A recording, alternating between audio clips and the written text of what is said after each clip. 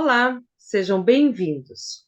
Estamos iniciando o programa Descobrindo o Espiritismo pelo canal do YouTube da US Intermunicipal de Ourinhos e convidamos você a adentrar um pouquinho no conhecimento sobre o Espiritismo.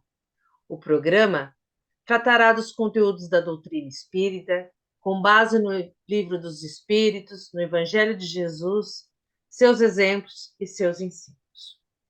A US Intermunicipal de Ourinhos, órgão da União das Sociedades Espíritas do Estado de São Paulo, é responsável pela condução deste programa.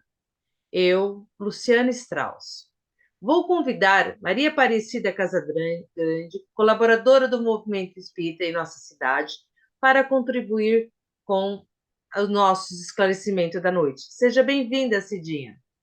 Obrigada, Luciana. Hoje daremos continuidade ao programa anterior, aquele que nós falamos sobre estudando a mediunidade e por onde começar. Primeiro questionamento, Cidinha, é aconselhável provocar o desenvolvimento da mediunidade? Ninguém deverá forçar o desenvolvimento dessa ou daquela mediunidade, porque nesse terreno da mediunidade, toda a espontaneidade é necessária.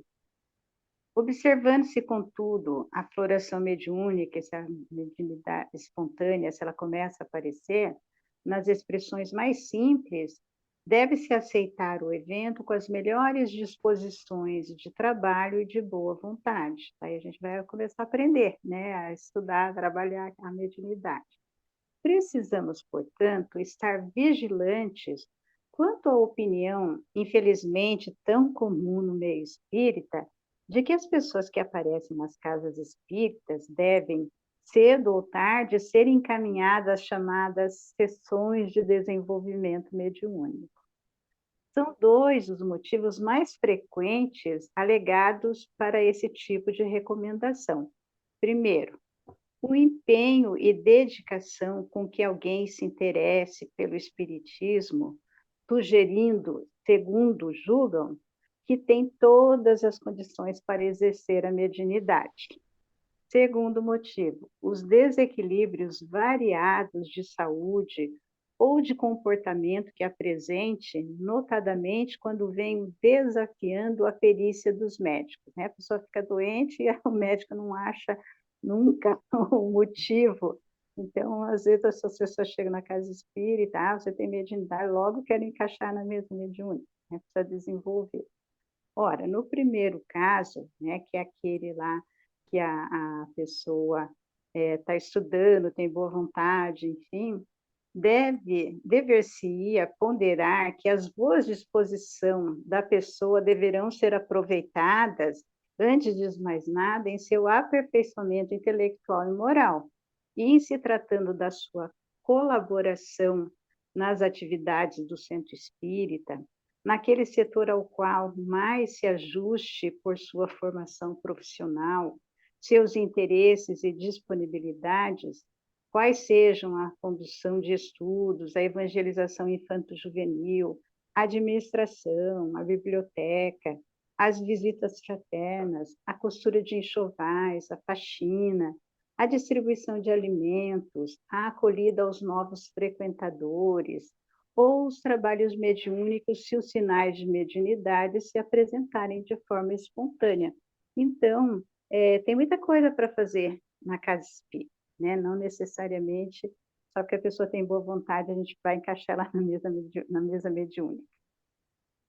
No segundo caso, que é o mais frequente lá das doenças, seria preciso compreender que o mero fato de alguém encontrar-se desequilibrado significa que não pode ser inserido no grupo mediúnico, sob o risco de comprometer o seu bom funcionamento. A criatura está desequilibrada momentaneamente, com um aspecto, um jeito doentio.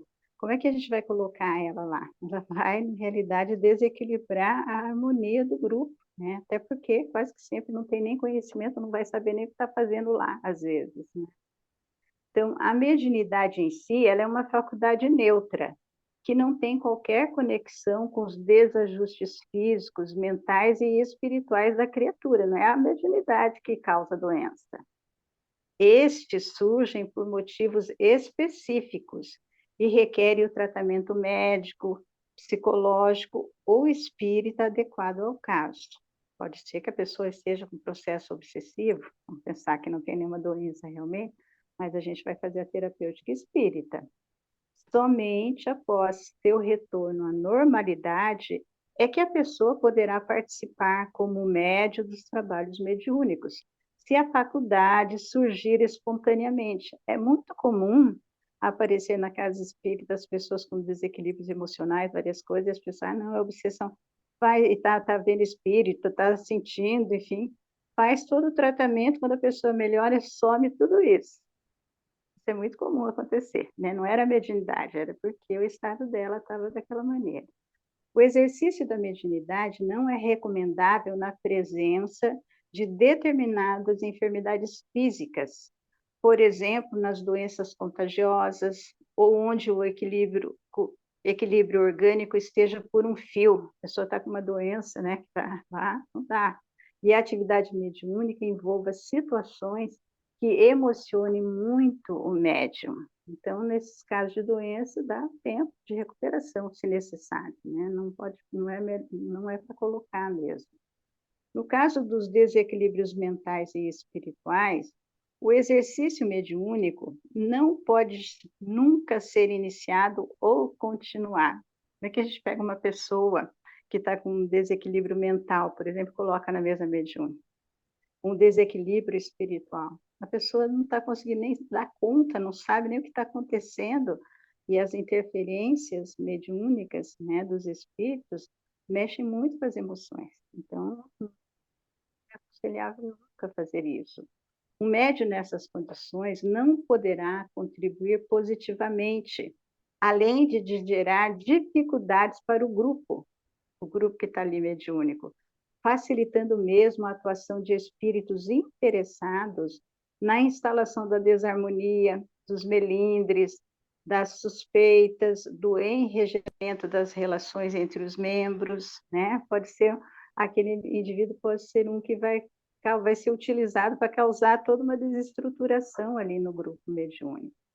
O desenvolvimento mediúnico a ser promovido nos centros espíritas não deve nunca ser entendido como o aprendizado de técnicas e métodos para fazer surgir a mediunidade, pois que não os há nem pode haver, mas exclusivamente como o aprimoramento e direcionamento útil e equilibrado das faculdades surgidas de forma natural, o que pressupõe o aperfeiçoamento integral do médium, por meio do estudo sério e de seus esforços incessantes para amoldar suas ações às diretrizes evangélicas.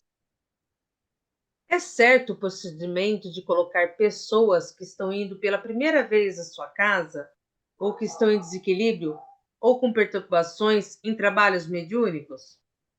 A gente já viu que não, né? Na resposta anterior, a gente já está percebendo. Allan Kardec diz que não se deve lidar com a mediunidade sem conhecê-la.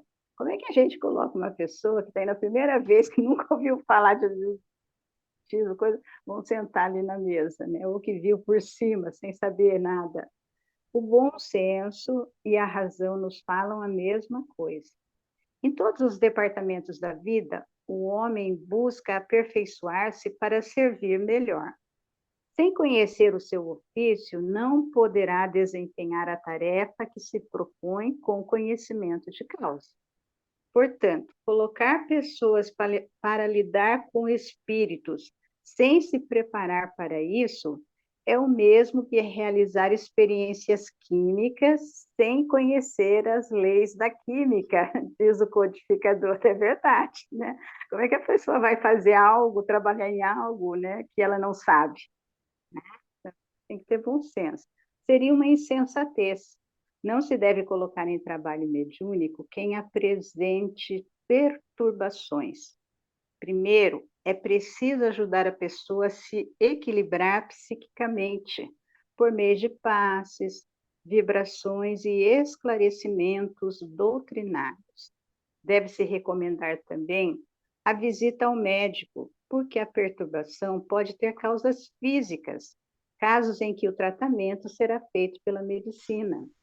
Do ponto de vista espírita, desenvolver a mediunidade não é apenas sentar-se à mesa mediúnica e dar comunicações, é apurar e disciplinar a sensibilidade espiritual, a fim de tê-la nas melhores condições possíveis de manifestação e aprender a empregá-la dentro das melhores técnicas e visando as finalidades mais elevadas. É para que o indivíduo aprenda, né, como fazer, digamos assim,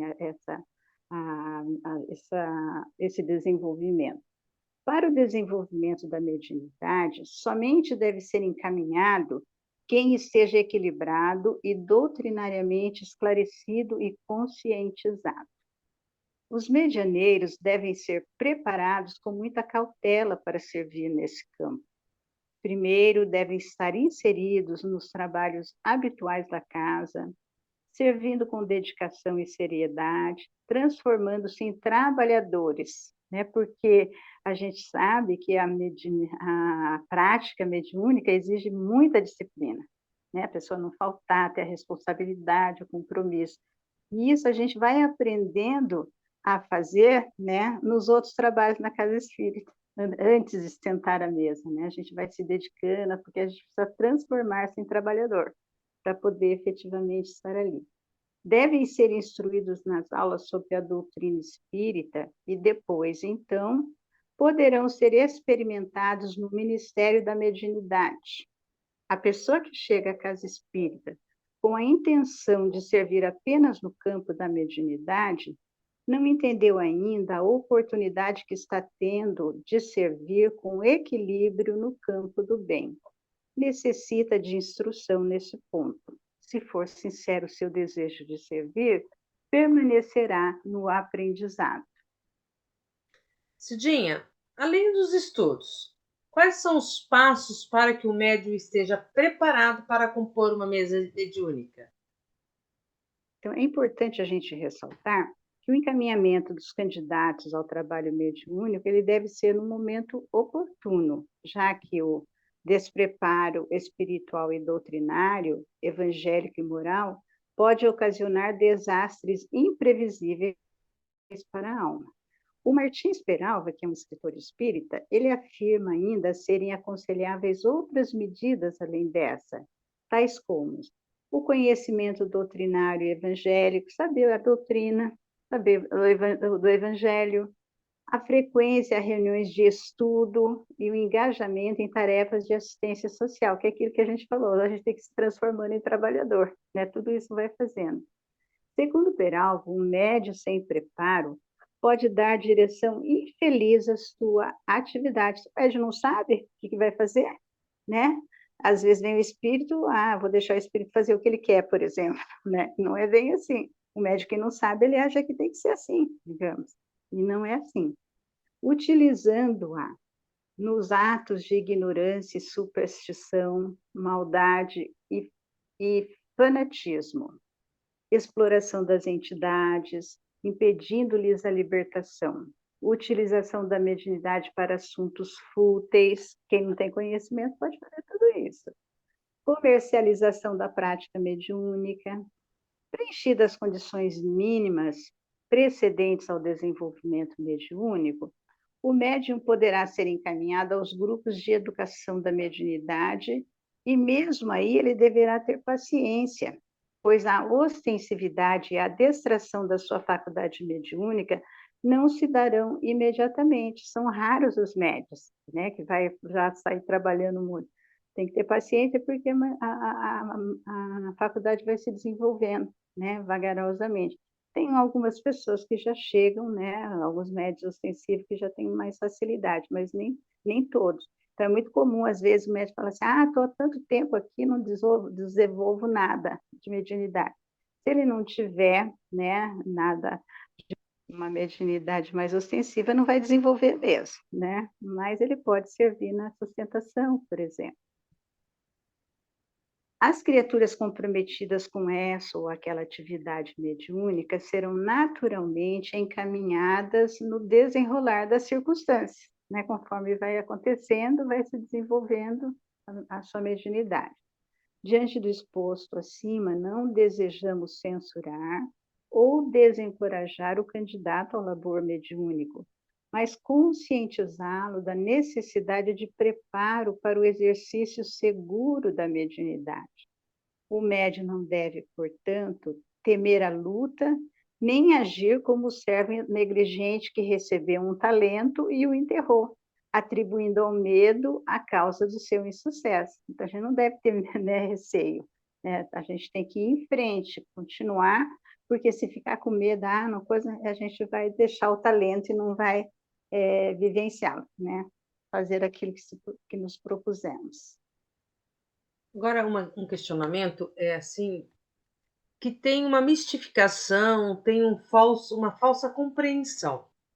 Existe a incorporação de espíritos?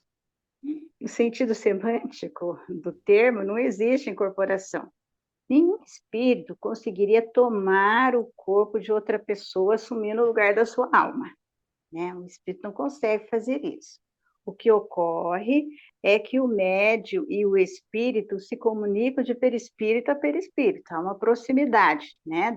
Um acoplamento, como se diz, né? De perispírito a perispírito, ou seja, mente a mente, dando a impressão de que o médium está incorporado.